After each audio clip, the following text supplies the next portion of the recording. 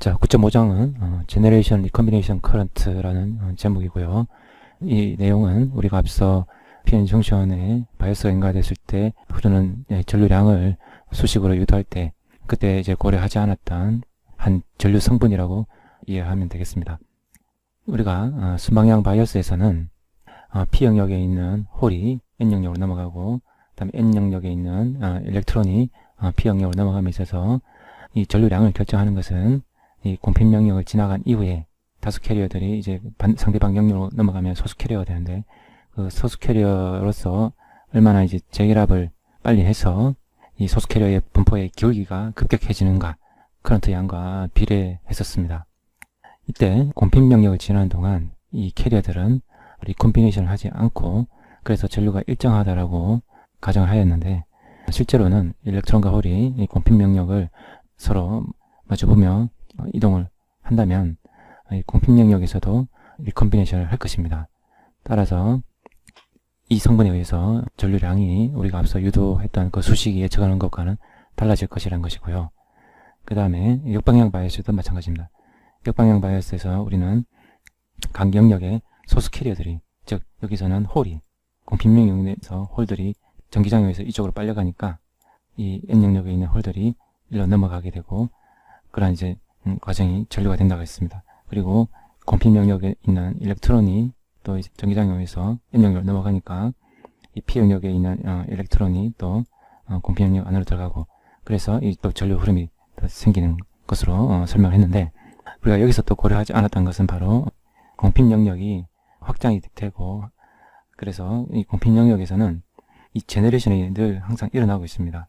그래서 이 일렉트릭 필드에 의해서 일렉트론은 이제 이 N 영역 쪽으로 가게 되고 생겨난 홀은 공핀 영역에서 전기장애에서 이 P 영역으로 가게끔 되어 있습니다. 자, 일렉트론의 이동은 좌에서 우인데 실제 전류는 전류는 이제 우에서 좌로 표현할 수 있는 거죠. 자, 홀이 우에서 좌로 간다. 이것도 우에서 좌로 전류가 흐른다고 볼 수 있습니다.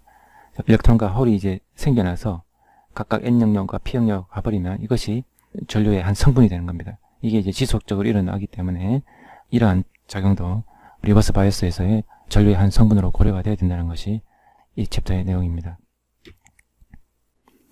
자, 우선 리버스 바이오스 상태부터 살펴보겠습니다. 우리가 앞서 실리콘이라든지 저마늄 같은 인다이렉트 밴드 갭을 갖는 반도체에서 재결합은 트랩에 매개가 있어야 된다고 배웠죠. 그래서 쇼클 리드 홀 리컴비네이션 시어리라는 것을 배웠는데 그때 과잉 캐리어의 콤비네이션 레이트는 자, 이와 같은 수식으로 정해진다고 했습니다. 과잉 캐리어가 존재를 한다면 이 N 곱하기 P 이 항이 Ni 제곱보다 크기 때문에 과잉 캐리어의 리콤비네이션 레이트라는 것이 정해지게 되겠죠. 만약에 평형 상태라고 한다면 N 곱하기 P는 Ni 제곱이기 때문에 그때는 이 리콤비네이션 레이트가 제로라는 것을 뜻합니다. 다시 말해서 과잉 캐리어라는 것이 존재하지 않는다는 그런 의미이기도 하죠. 바이오스를 걸지 않았을 때에도 밴드 다이어그램 너무 과장해서 그랬는데요. 자, 이렇게 되고 페르미 레벨은 플랫해서 이 공핀 영역도 평형 상태라고 볼 수 있습니다. 우리가 이제 공핀 영역이라 하면은 캐리어가 많이 희박해진 상태라는 뜻인데 우리는 아예 여기에 캐리어 덴시티는 거의 이제 제로라는 이제 건설을 하게 되죠. 그렇더라도 지금 평형 상태에서는 이 공핀 영역 내에서도 계속 캐리어의 제네레이션과 리콤비네이션은 일어나고 있으며 그 시간당 발생률이 동일하기 때문에 과잉 캐리어라는 것은 존재하지 않는 것입니다. 그런데 지금 리버스 바이오스가 인가되면요, 이 N 곱하기 P는 Ni 제곱이 아니라 Ni 제곱보다 훨씬 더 작아지게 됩니다. 자, 따라서 이 괄호 안의 값이 음수가 되어버립니다. 우리가 이제 이 리콤비네이션 레이트를 이제 구하려고 했더니 이게 양수가 아니라 음수가 나왔다는 얘기는 이 수식만큼 리콤비네이션의 반대작용인 제너레이션이 일어난다고 해석할 수가 있습니다. 이때 우리는 리버스 바이오스가 인가되면 위치마다 다르겠지만은 익스포넨셜 KT분의 마이너스 EVR이라는 항이 작용을 해서 평형 상태보다 캐리어의 덴시티를 많이 낮추게 됩니다. 따라서 이 일렉트론이라든지 홀의 양을 0으로 근사를 시킬 수 있다는 것이죠. 자, 그래서 남는 수식은 이와 같은 수식이 되며 이것이 바로 리버스 바이어스 상태에서 캐리어의 제너레이션 레이트라고 부르는 것입니다.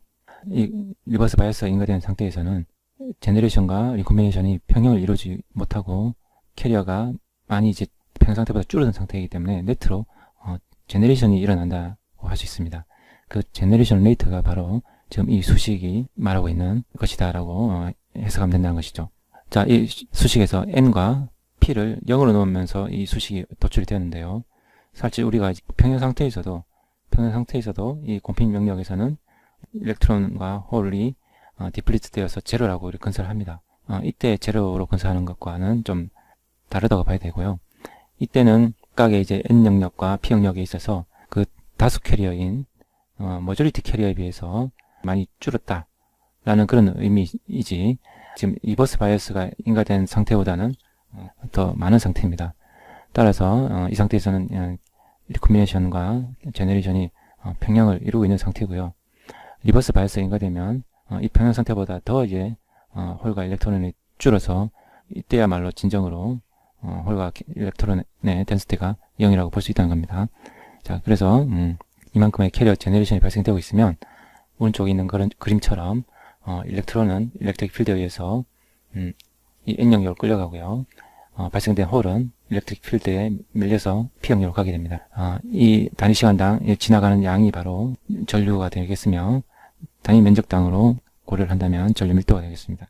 자, 이때 이 SRH 모델에서 요 N'이라든지 P'은 이 밴드갭에 존재하는 트랩의 에너지 준위가 밴드갭의 중앙에 위치하고 있다면 이 N'과 P'은 NI로 대체가 가능하다고 했습니다. 자, 그래서 이 리콤비네이션 레이트는 그 N'과 P'을 NI로 대체를 하게 되면 이와 같이 변형이 가능하고, 따라서 리콤비네이션 레이트는 NI에다가 나누기 홀의 수명과 일렉트론의 수명에 더하기로 분모에 자리 잡게 된다는 것입니다.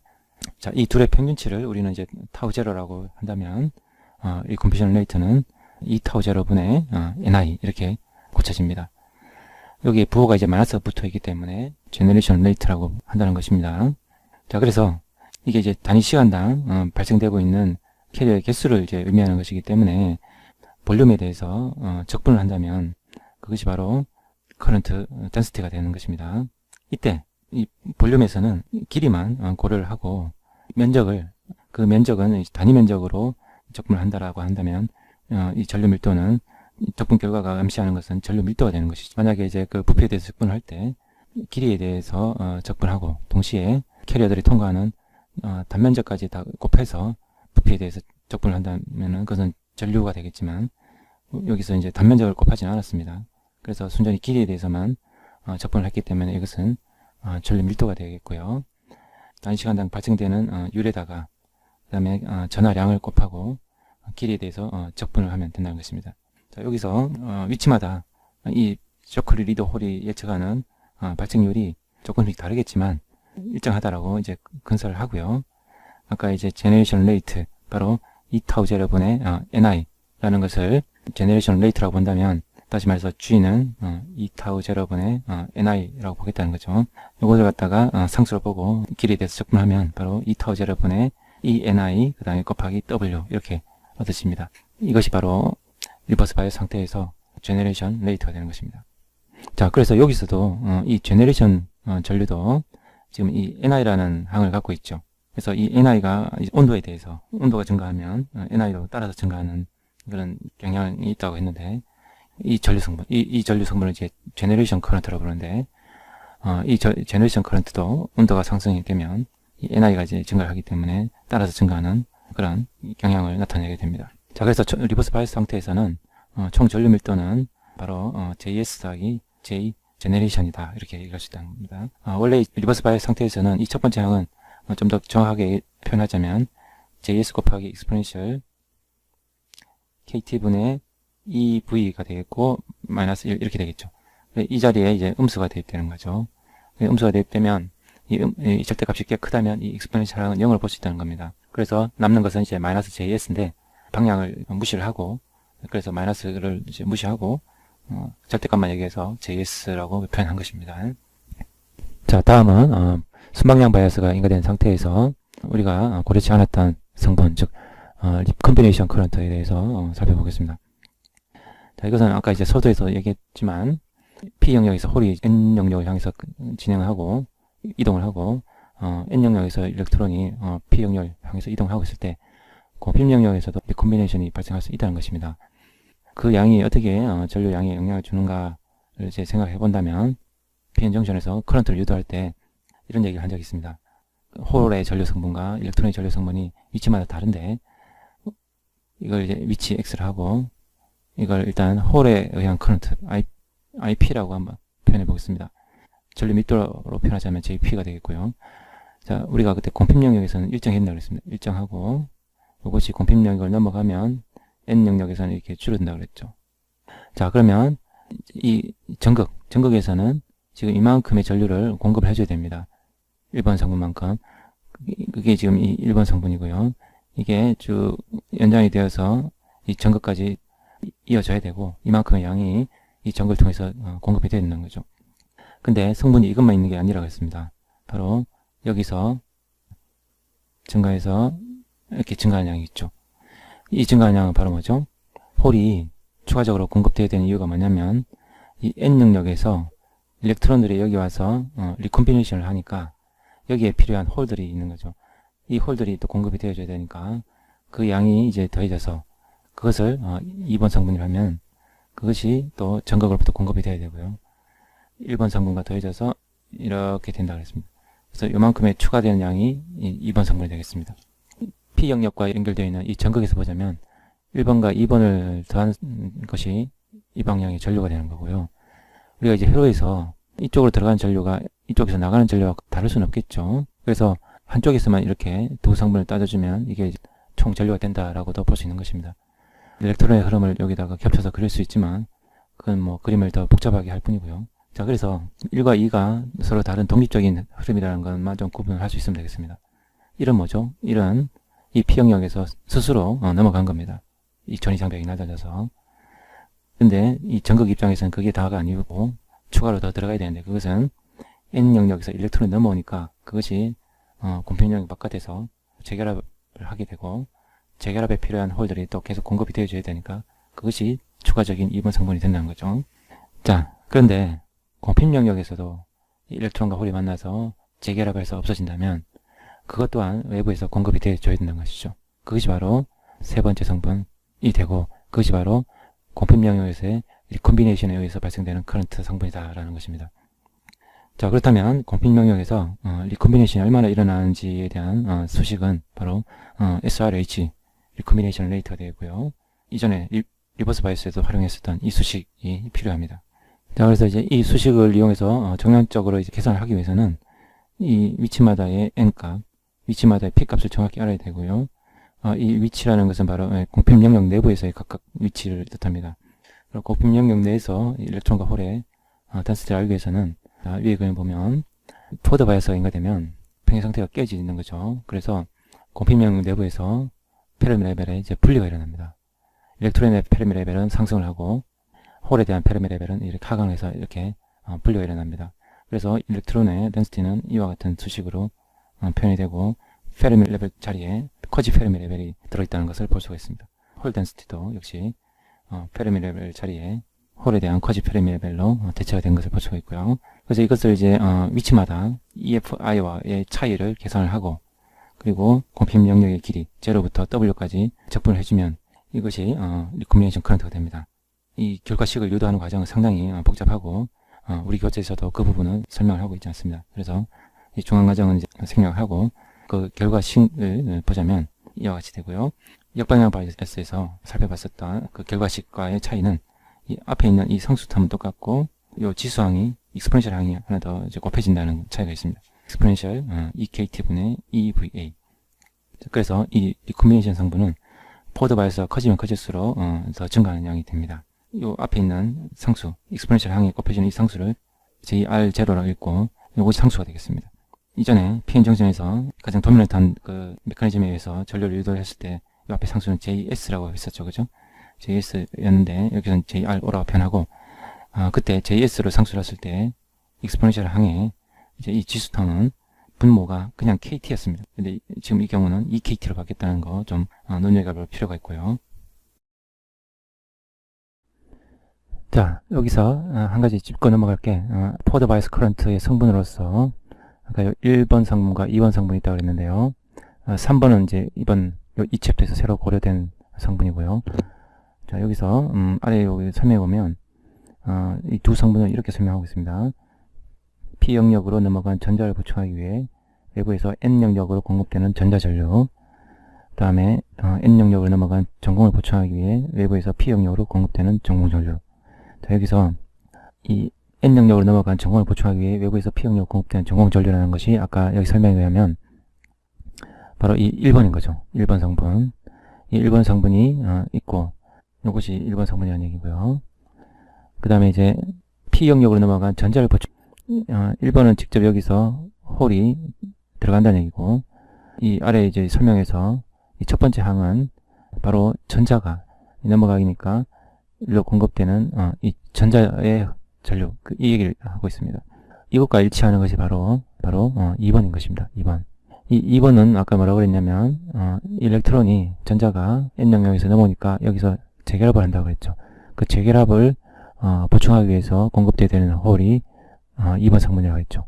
그것이 양적으로 바로 이 N 영역에서 넘어오는 일렉트론의 양과 일치를 하고, 이 N 영역으로 넘어가는 일렉트론의 양과 일치하는 것이 또 외부에서 공급되어야 되는 이 전자전류라는 그런 얘기입니다.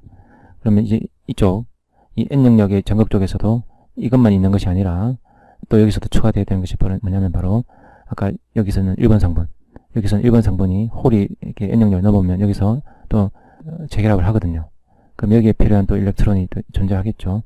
그 일렉트론을 또 공급해야 되는 그 성분이 또 하나 더 있어야 된다는 겁니다. 여기서도 이제 두 성분이 있어야 되는 거죠. 그리고 P 영역의 전극에서 세 번째 성분이 고려됐는데 이거하고 동일한 양으로서 또 공급되어야 되는 전자가 또 있어야 되는 거죠. 자, 그래서 이제 이 포워드 바이어스 커런트에서는 이렇게 총 3성분이 있다라고 보면 됩니다. 우리가 이제 앞서 이 두 전류 성분은 이미 우리가 앞서 유도했던 이 수식에 포함이 되어 있고요. 여기서는 우리가 이제 이 JS라는 문자를 사용하고 있는데, 이 JS라는 상수가 바로 그런 거죠. LP분의 EDP PN0. 여기 아까 이제 1번 성분이라고 보면 되겠습니다. 그 다음에 LN분의 EDN NP0. 요거는 이제 2번 성분. 우리가 이미 유도했던 이 수식은 1번 성분과, 아까는 이제 그림에서는 여기 1번이었는데, 1번 성분과 2번 성분을 포함하고 있다고 한다면, 이 챕터에서 새로 이제 유도된 이 수식, JR0에다가 exponential EKT분의 EVA, 이거는 바로 공핍 영역에서 재결합으로 사라지는 것을 보충하기 위해서 공급되어야 되는 전류다, 그런 얘기입니다. 자, 그래서 포워드 바이어스에서는 일렉트론과 홀이 상대방 영역으로 넘어가서 재결합되는 그 전류 성분과 그 다음에 공핍 영역에서 재결합되는 두 성분이 더하기로 되어 있다는 것을 알 수 있었고요.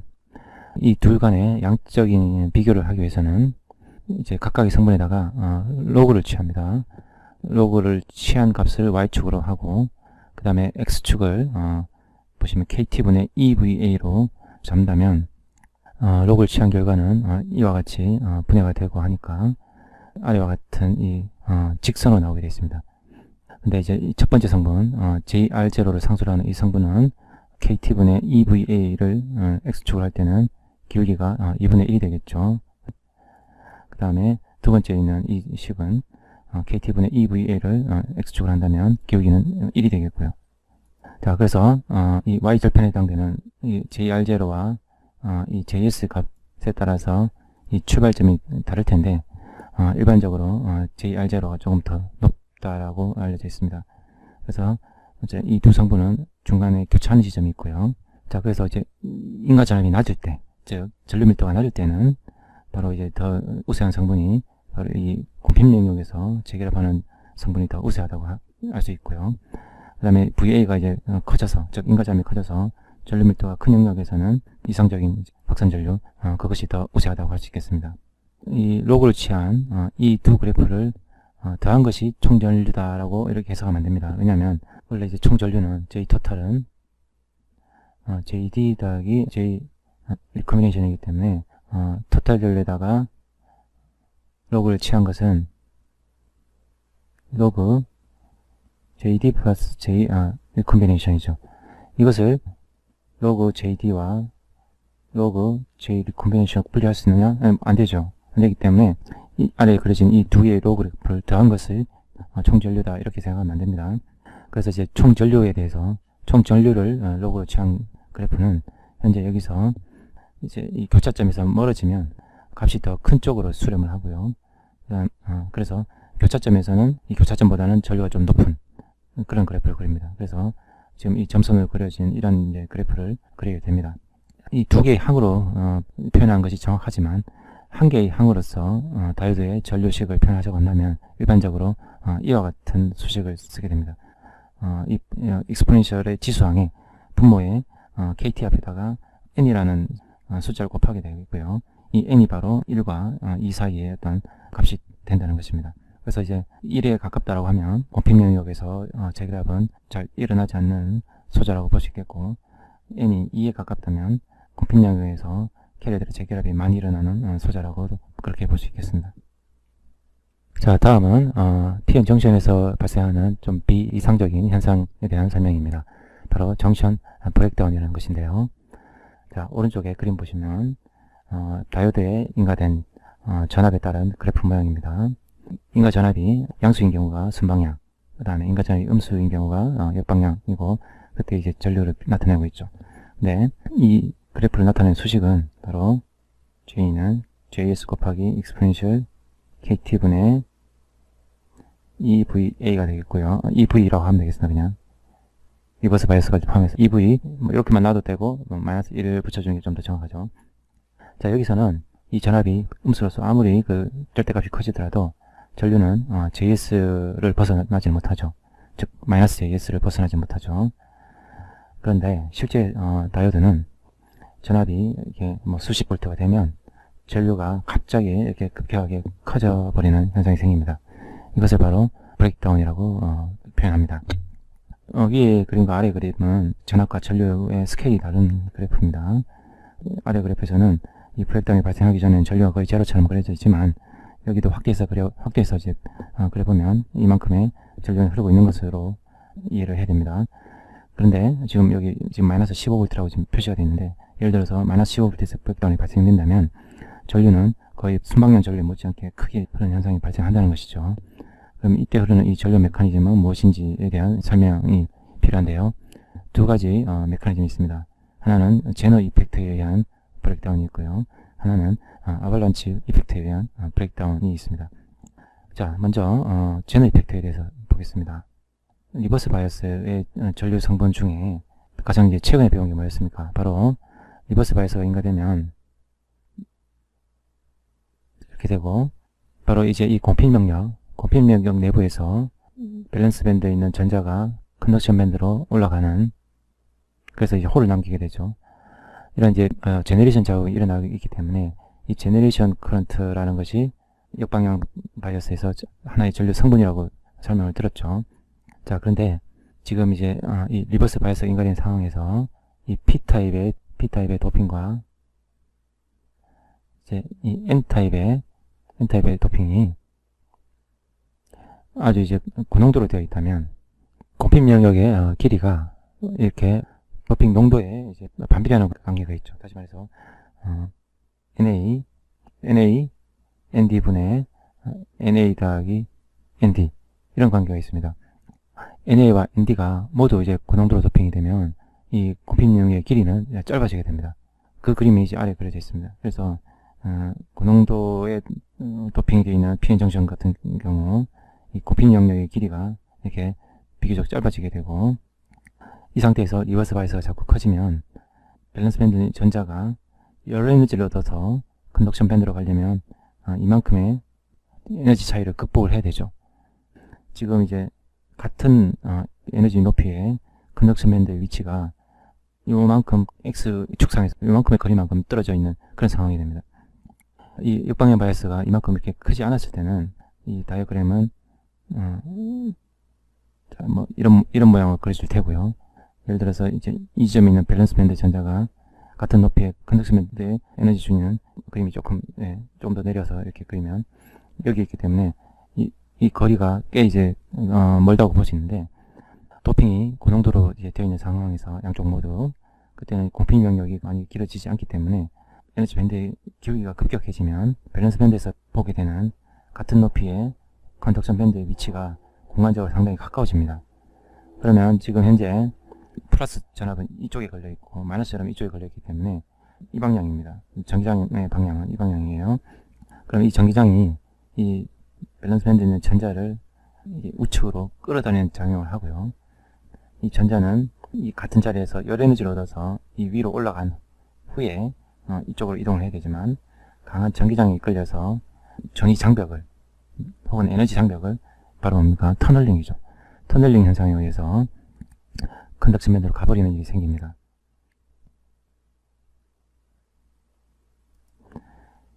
자, 그래서 이 밸런스 밴드에 있던 전자가 터널링으로 이 컨덕션 밴드로 가버리면 그 자리에 홀을 하나 만들게 되죠.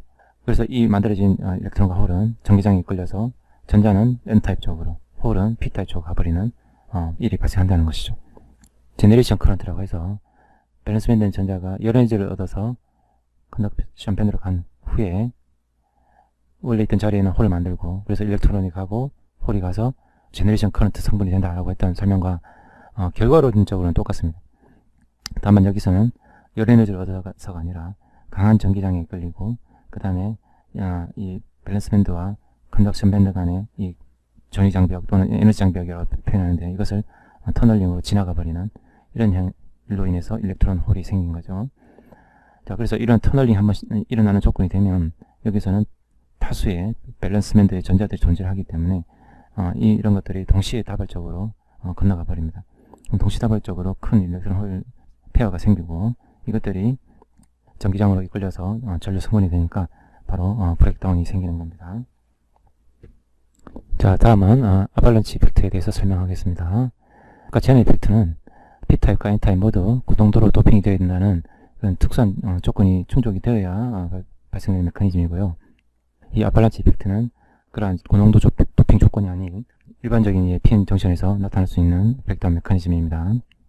자, 이것은 바로 리버스 바이어스가 인가되면 공필 영역에서는 전기장이 평형 상태보다는 커지게 되고, 자, 그러면 리버스 바이어스에서는 P 영역과 N 영역의 소수 캐리어들이 넘어오는 것도 있고, 그 다음에 뭐 이제 제너레이션으로 생기는 캐리어들도 있겠죠. 어쨌거나 이제 그런 캐리어들이 이 전기장에 이끌려서 상대 영역으로 간다는 거죠. 근데 이제 전기장이 큰 상황에서는 전자가 이동 속도가 아주 높게 되고, 그러면 이제 운동 에너지가 아주 크게 되고, 그래서 전자가 원자하고 이제 충돌하게 되면 갖고 있던 큰 운동 에너지를 원자에 주게 되겠죠. 자, 원자가 이 운동하는 전자의 에너지를 받는다는 것은 그 원자의 바깥에 있는 전자가 그 에너지를 흡수할 확률이 높겠죠. 그럼 이제 그 원자에 속박되어 있던 전자가 밸런스 밴드에 있었는데 에너지를 받아서 컨덕션 밴드로 가버린다는 거죠. 자, 그러면 똑같이 열 에너지를 받아서 밸런스 밴드에 있던 전자가 컨덕션 밴드로 가듯이 운동하고 있는 전자와 충돌해서 그 운동 에너지를 흡수해서 컨덕션 밴드로 가고 그 자리에는 홀이 생기는 그러한 일렉트론 홀 페어 제너레이션이 발생한다는 겁니다. 자, 아래 이제 그림이 있습니다. 지금 이제 이 P 영역에 소수 캐리어였던 일렉트론 하나가 이 공필 영역으로 들어왔어요. 그래서 전기장에 이끌려서 진행을 하다가 어떤 원자와 충돌을 했습니다. 그래서 운동 에너지를 주고 그 자신은 또 이제 그대로 진행을 하는데 이 충돌 결과에 의해서 여기서 또 하나의 일렉트론과 이와 함께 홀이 하나 생겼다라는 것을 나타냅니다. 자, 그러면 이제 원래는 한 개의 전자가 진행하던 것이 이 중간부부터는 두 개의 전자가 진행을 하고요. 이 중에 이제 둘 중 하나가 또 다른 이제 원자와 충돌해서 그 전자는 또 그대로 진행을 계속 하지만 그 충돌된 원자에서 또 전자와 홀이 하나 생깁니다. 그래서 말단부에 가게 되면 총 3개의 전자가 더 되는 일이 생긴다는 거죠. 쉽게 설명하려고 처음에 한 개가 출발했던 전자가 최종적으로 3개가 됐다고 했지만 이것이 연쇄적으로 계속 일어난다면 아주 많은 전자가 이제 이 N 영역으로 도달될 수가 있습니다.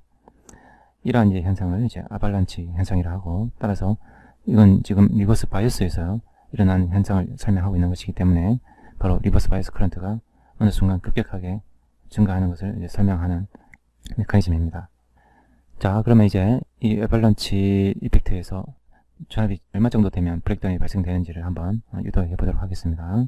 자, 이를 위해서 정의가 있어야 되는데요. 먼저 공핍 영역의 위치를 P 영역하고 이제 만나는 점을 x = 제로를 하고 N 영역하고 만나는 지점을 x = W를 하겠습니다. 그래서 처음에 이제 공핍 영역을 지나기 전에 전자의 그 단위 시간당 이동량이라 할까요? 그래서 그렇게 생기는 전류를 IN0를 하겠습니다. 그 다음에 이제 공핍 영역의 어떤 특정 지점에서의 전류를 INX를 하겠습니다. X에 대한 함수라는 뜻이죠. 그 다음에 공핍 영역을 다 지난 위치에서 전자의 전류는 INW를 하겠습니다. 자, 이것은 지금 IN0보다는 분명히 커져 있는 상태가 되고 그 배율을 MN 이름 지었습니다. 자, 그 다음에 현재 이 지나가고 있는 캐리어는 전점에 있는 것이 아니라 홀드에 있기 때문에 x = w에서의 홀 전류를 IP0를 하겠습니다. 공핍 영역의 어떤 지점에서의 전공 전류는 IPX를 하겠고요. 그래서 전자는 좌에서 우, 그 다음에 홀은 우에서 좌로 그런 이동하는 상황인데 이동 방향은 서로 반대지만 차지의 극성이 서로 반대이기 때문에 결국 전류의 방향은 현재 이 일렉트릭 필드 방향과 똑같은 방향으로 전류는 흐른다고 봐야 됩니다. 그래서 토탈 전류는 각 지점마다 일정을 해야 되고 상수해야 되고, 그래서 그것은 일렉트론이 담당하는 전류와 홀이 담당하는 전류의 합이 되어야 된다는 것입니다. 자, 그것이 일정해야 된다는 것이죠. 자, 그래서 이제 왼쪽에 그래프를 보시면 공핍 영역 내에서 이런 이제 애벌런치 이펙트가 나타나더라도 토탈 전류는 일정해야 된다는 거고요. 이 바닥에서 곡선의 높이까지가 바로 일렉트론에 의한 전류고, 거기서부터 나머지는 이제 홀에 의한 전류다라고 지금 나타내고 있습니다. 이 아발란치 이펙트라는 것은 결국 이 토탈 전류가 이 IN0와 IP0를 합한 것보다는 훨씬 이제 커져 있는 상황을 뜻하고요. 지금 이제 x = 0에서 IN0는 이만큼이지만 x = W에서 전류가 이만큼 증가한 것은 순전히 이제 이 x = 0에서 출발한 일렉트론이 사태를 일으켜서 이만큼 증가해서 x = W에서는 이만큼 되었다, 이렇게 보면 안 됩니다. x = W에서 일렉트론에 의한 전류가 이만큼 늘어났다는 것은 x = 0에서 출발한 전자가 일으킨 성분도 있지만 또 x = W에서 출발한 홀이 가다가 만들어낸 일렉트론도 결국 x = W로 오게끔 되어 있는 거죠. 그래서 지금 이 위치마다 다른 이 전류량을 설명을 하기 위해서는 어떤 지점에서 전자가 발생시키는 전자의 양과 홀이 또 추가적으로 발생시키는 전자의 양 두 가지를 더해줘야 된다는 것입니다. 자, 이 그림은 지금 이제 공핍 영역 내에 어떤 이제 한 지점을 이렇게 조그만 이제 부피로 설정을 하고 그 옆에 방이라고 설명을 하고 있는데 그 옆에 2번 방이 존재합니다.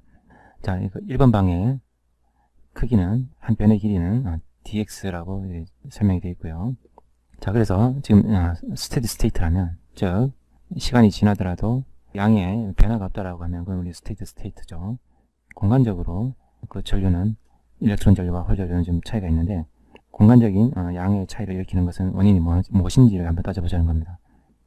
자, 그래서 지금 1번 방에서는 일렉트론이 좌에서 우로 움직이고 있고 홀이 우에서 좌로 움직이고 있습니다. 자, 그러면 이 1번 방의 일렉트론의 개수에 비례해서 여기서 추가적으로 생성되는 일렉트론이 있을 거고, 또 1번 방에 존재하는 홀의 개수에 비례해서 또 추가적으로 생기는 전자의 양이 있겠죠. 그 이제 추가적으로 생긴 전자는 지금 일렉트릭 필드가 지금 위에서 좌로 지금 형성되어 있기 때문에 모두 2번 방으로 가게 되어 있습니다. 자, 그래서 2번 방에서 증가되는 전자의 양, 그것을 dn이라 한다면 그것은 바로 이렇게 표현이 가능하다는 거죠. 1번 방에서의 전자의 덴시티에다가 전자 하나가 이 dx라는 길이를 지나면서 추가적으로 발생시키는 전자 전공쌍의 생성률을 알파라고 한다면 천자를 이제 전자일 거니까 n을 붙여서 알파 n을 곱하고 dx를 곱해주면 된다는 겁니다. 그러면 이제 이렇게 추가적으로 생긴 이 양이 2번 방으로 가게끔 되어 있다는 거죠.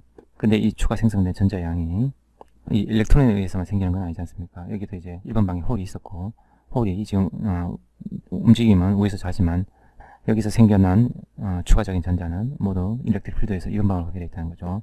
자, 그래서 일반 방의 홀 덴시티에다가 이제 홀이 추가적으로 발생시키는 전자전공쌍의 U를 알파라 하고 편절 알파 P라 하면 dx만큼 움직여서 생긴 것이니까 dx를 곱해줘야 됩니다. 다시 말해서 이제 이 알파는 여기 있지만 단위 캐리어가 움직이면서 만들어내는 일렉트론 홀 페어의 개수라는 그런 뜻입니다. 그러니까 1번 방과 2번 방은 거리가 dx만큼 떨어져 있기 때문에 여기 dx를 곱한 것이죠.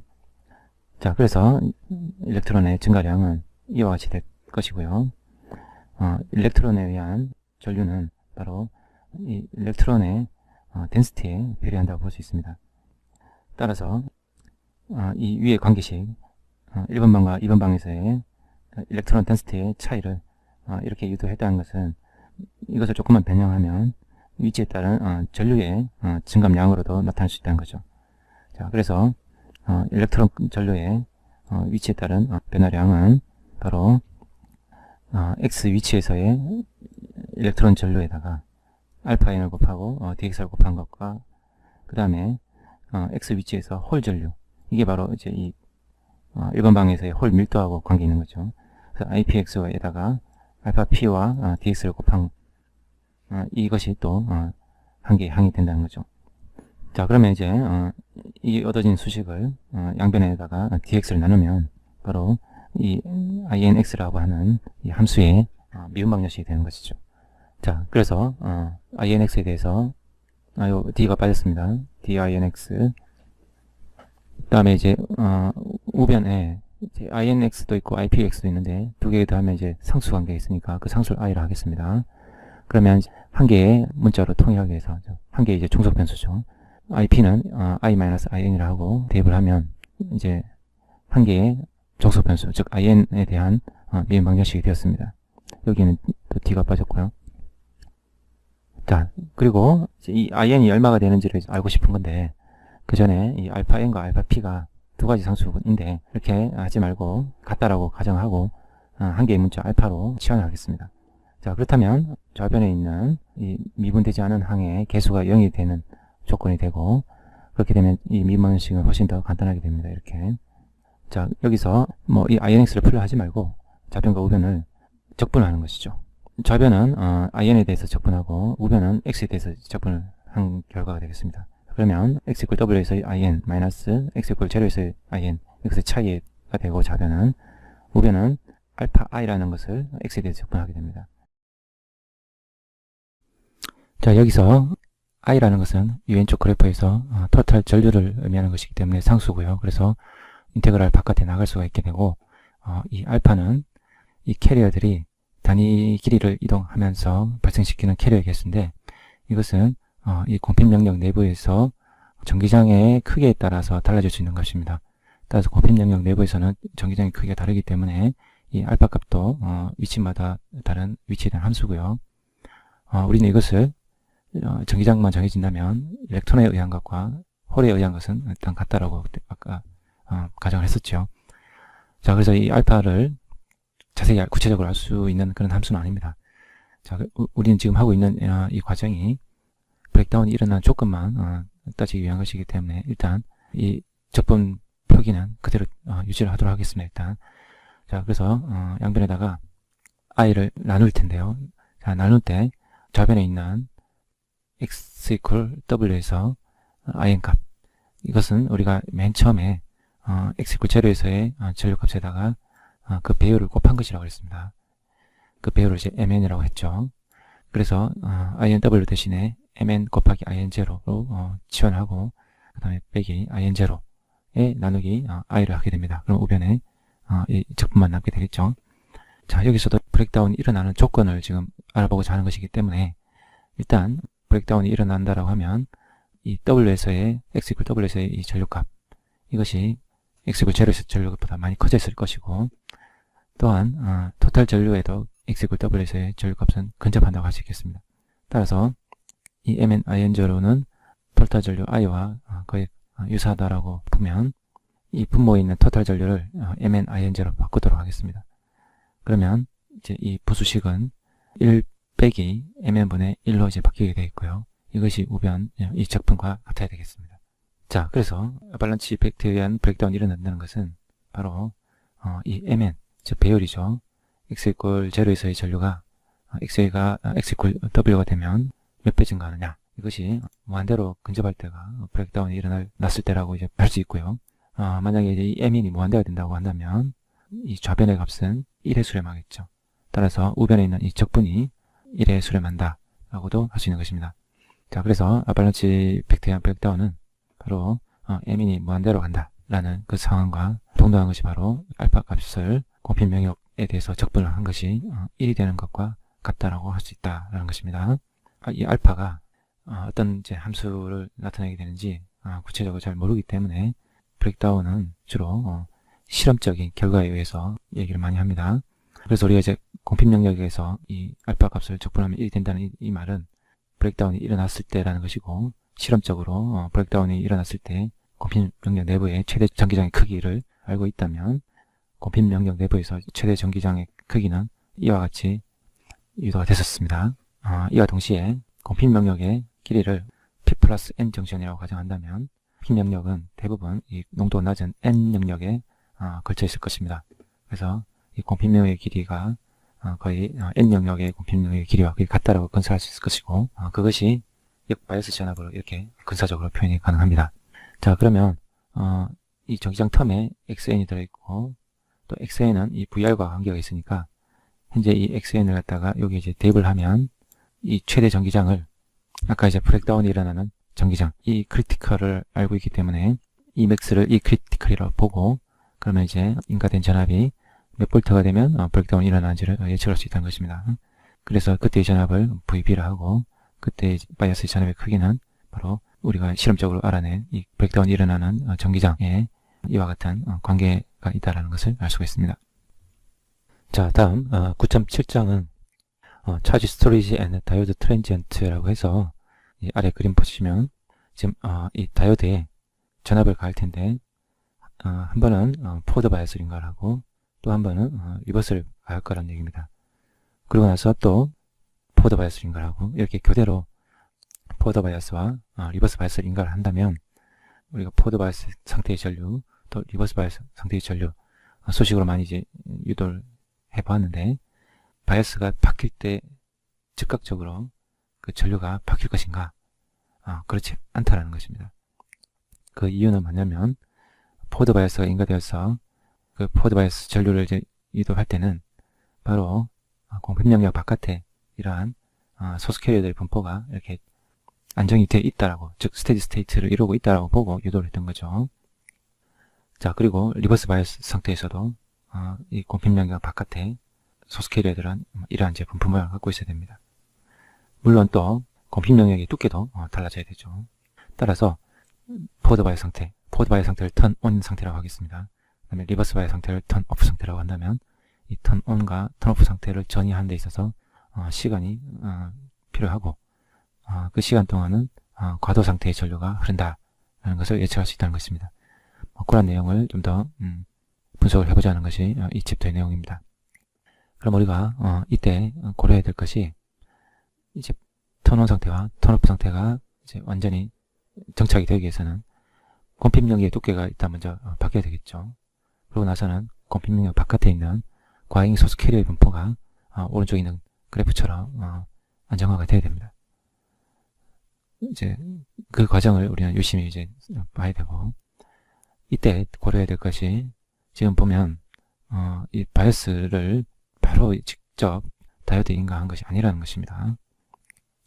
우리가 이제 지금까지는 이 포워드 바이어스나 리버스 바이어스를 다이오드에다가 직접 연결한 그림으로 많이 그려왔었는데요. 실제 이 다이오드 소자를 사용할 때 이런 배터리 전압을 다이오드에 직접 다이오드 양단에 인가하는 일은 없습니다. 항상 다이오드가 사용되는 회로에서는 저항을 하나 거쳐서 이 바이어스가 인가되게끔 되어 있고요. 그래서 포워드 바이어스 상태의 저항이 이제 RF라는 값을 갖고 있고, 리버스 바이어스를 인가할 때의 저항은 R이라고 표기가 되어 있습니다. 그래서 이 저항을 꼭 고려를 해야 되고, 그렇다면 여기 이제 이 VF라는 이 전압은 이 저항과 다이오드 양단에 걸리는 전압에 배분이 되는 사실을 기억을 해야 됩니다. 그것은 뭐 리버스 바이어스 때도 마찬가지고요. 그리고 또 이제 포워드 바이어스 상태나 리버스 바이어스 상태나 이 하나의 이제 폐루프를 이루기 때문에 다이오드 전류는 또 이 저항이 흐르는 전류하고 같아야 된다는 사실, 이것도 기억을 해야 됩니다. 이 챕터에서는 여러분들의 그 회로 이론 지식이 좀 반영이 되어야 된다는 것입니다. 자, 먼저 이 다이오드가 턴온 상태에 있다가 이제 스위치가 턴오프 상태로 갑자기 바뀌면 다이오드는 턴오프 상태로 즉각 갈 수 있는가라는 그런 것을 확인해 보자는 것입니다. 자, 먼저 턴오프 상태로 스위치가 딱 바뀐 순간을 0초일 때라고 보고, 0초 이전에는 아래 그림 보시면은 턴온 상태에 있었습니다. 스위치가 이쪽에 붙어 있었다는 거죠. 자, 이때는 이 회로 흐르는 전류는 어떤 양이 되어야 되느냐. 먼저 저항에서 흐르는 전류를 한번 봅시다. 저항에서 흘러야 되는 전류는 바로 이 양단의 전압에다가 이 저항값 RF를 나눈 것이 되겠죠. 자, 그러면 인가된 전압 밖에 이제 배터리 전압이 VF입니다. 그 다음에 다이오드가 가져갈 전압이 있겠죠. 그것을 이제 빼면 남는 것이 저항에 걸린 전압이고, 거기다 RF를 나누면 바로 이 전류가 되겠죠. 자, 근데 우리가 다이오드에 걸린 전압은 0.7V나 한 0.8V 정도 범위 내에서 얼마든지 큰 전류를 다 만들어낼 수 있다고요. 0.7V보다 좀 낮아지면 낮은 전류도 흘릴 수 있고요. 그러면 이제 그 0. 몇 볼트 되는 전압, 다이오드가 이제 가져가는 전압은 이 배터리 전압보다 상당히 작다고 보고, 그렇다면 저항에 걸린 전압은 대부분 배터리 전압이다라고 근사를 할 수 있습니다. 그럼 배터리 전압에다가 저항값을 나누면 이게 이 회로에서 흐르는 전류가 되는 겁니다.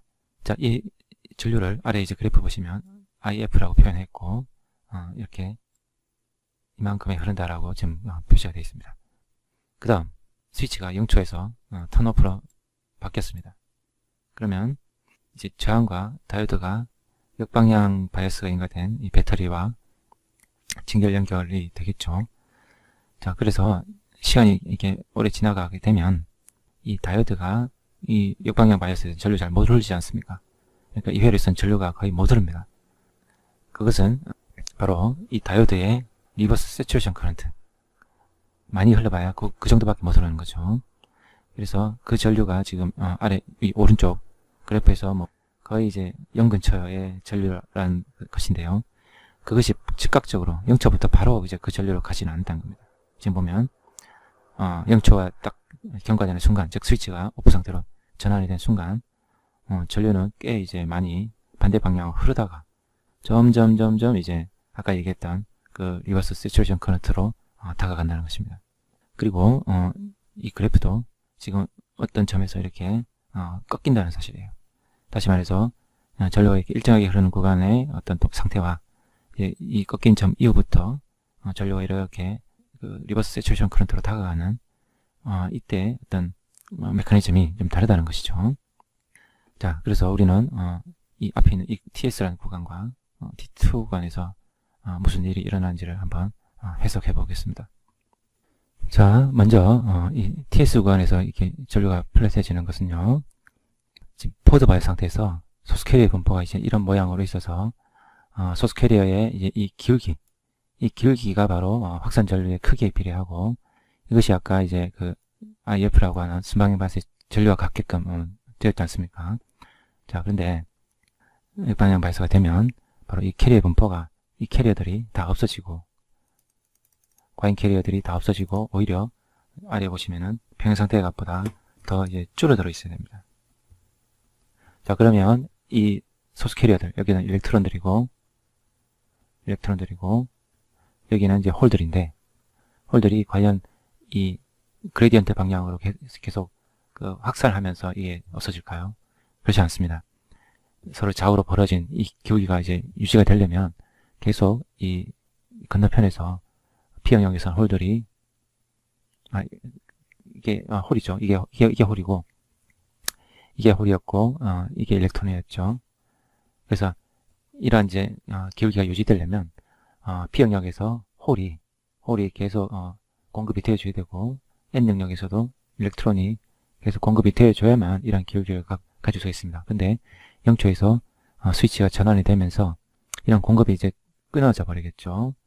그래서 오히려 여기서는 이 공핍 영역 내부의 전기장의 방향이 지금 여기가 플러스, 여기 마이너스. 이렇게 전기장의 방향이 형성되어 있습니다. 따라서 이 캐리어들이 현재 이 기울어진 방향으로 확산을 통해서 없어지기보다는 이 공핀명령 안으로 들어와서 전기장에 의해서 빨려서 반대쪽으로 가는 그런 작용도 동시에 일어납니다. 따라서 아래 그림처럼 이 소스 캐리어들이 없어지는 과정이 이렇게 피크를 가지고 오른쪽으로 확산으로 없어지는 것도 있지만 공핀명령 경계에서 전기장에 의해서 홀들이 이렇게 빨려가는 작용도 존재하기 때문에 이 분포 모양의 기울기는 피크를 가지는 산 모양의 형태가 된다는 것이죠. 자, 그렇다면 아까 홀의 그레디언트가 이 방향이면 전류가 이제 이렇게 흐를 텐데 홀의 기울기 방향이 지금 이렇게 거꾸로진 이 부분, 거꾸로 기울어진 이 부분에서는 홀에 의한 전류 방향이 이 방향이라는 것입니다.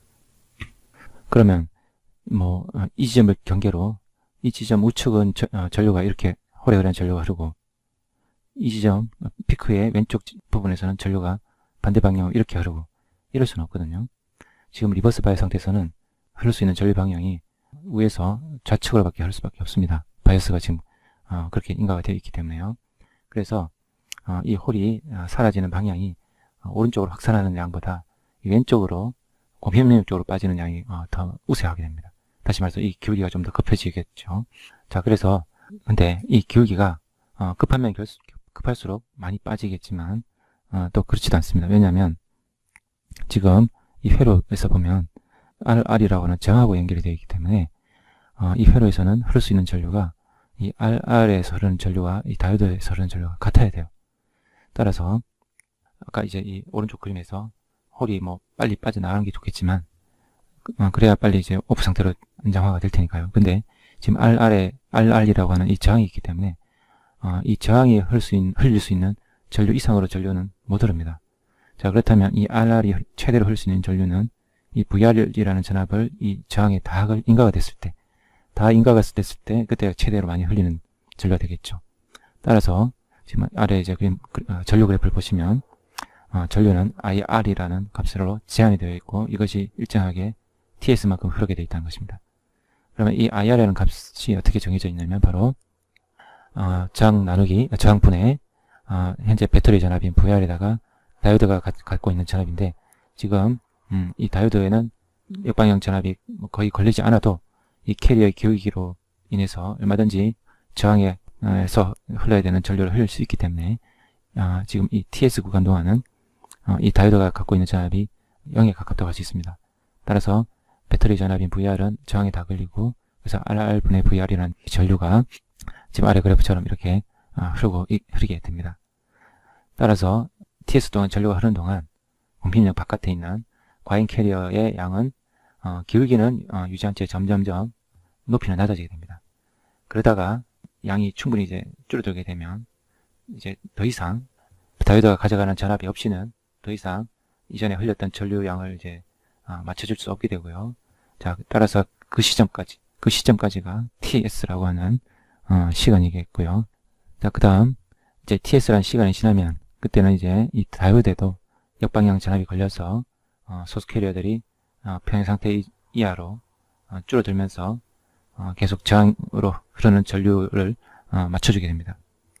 자, 그래서 다이오드에도 전압이 조금씩 배분이 되기 때문에 저항에 인가되는 전압은 아까 맥스 VR이었는데 VR에서 조금 줄어들게 되고요. 그래서 결국 이 회로에 흐르는 전류는 점점점 줄어들게 된다는 겁니다.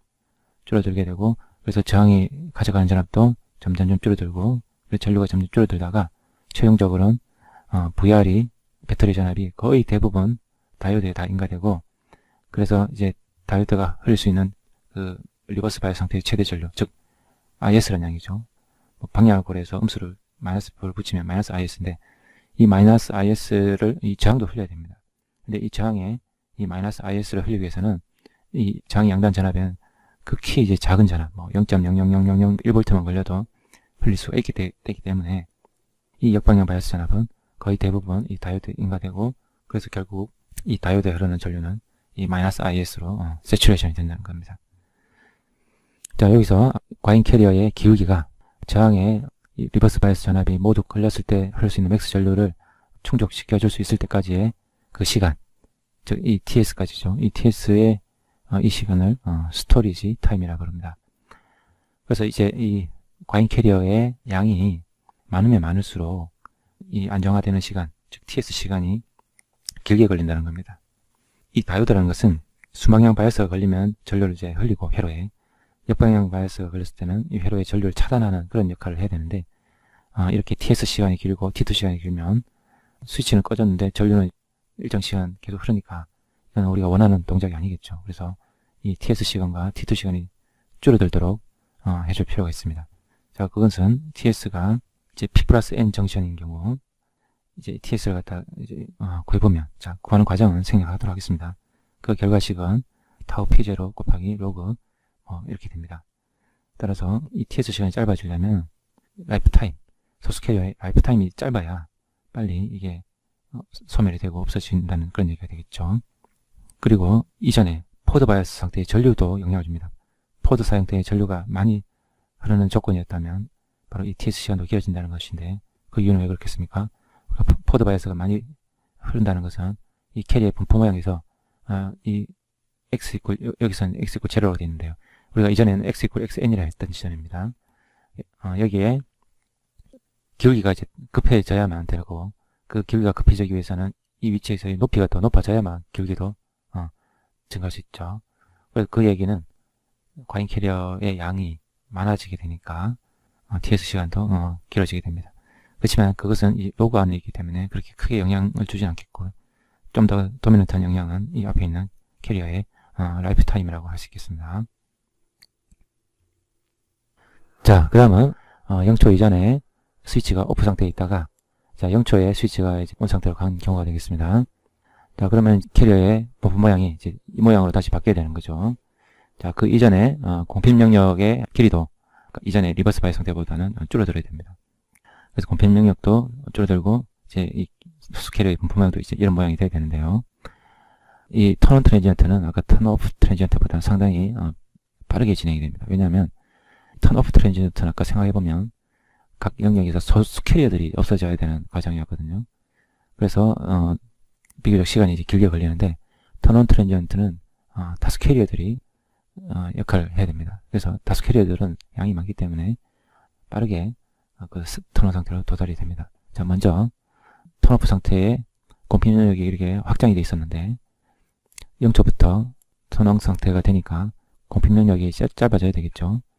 일단 인가된 바이어스에 의해서 다수 캐리어들이 공필 영역 쪽으로 이제 모여들면서 여기 있는 그 도판트 이온들과 중성을 이루면서 공필 영역의 두께를 이제 줄여버립니다. 그러면 다수 캐리어들이 반대 영역으로 넘어갈 수 있는 내부 전이 장벽이 이제 줄어들게 되겠죠. 그럼 여기서 이제 다수 캐리어들이 확산이 일어나게 되겠고요. 자, 그럼 이제 두 번째 스테이지는, 자, 감소된 내부 전이 장벽으로 인해서 다수 캐리어들이 상대방 영역으로 확산합니다.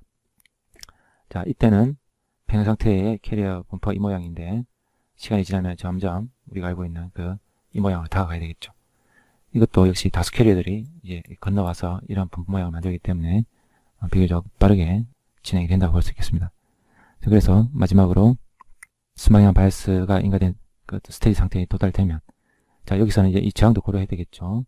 그래서 다시 말해서 아까도 얘기했지만 수방향 바이어스에서 흐르는 전류량은 이 저항이 결정을 해버립니다.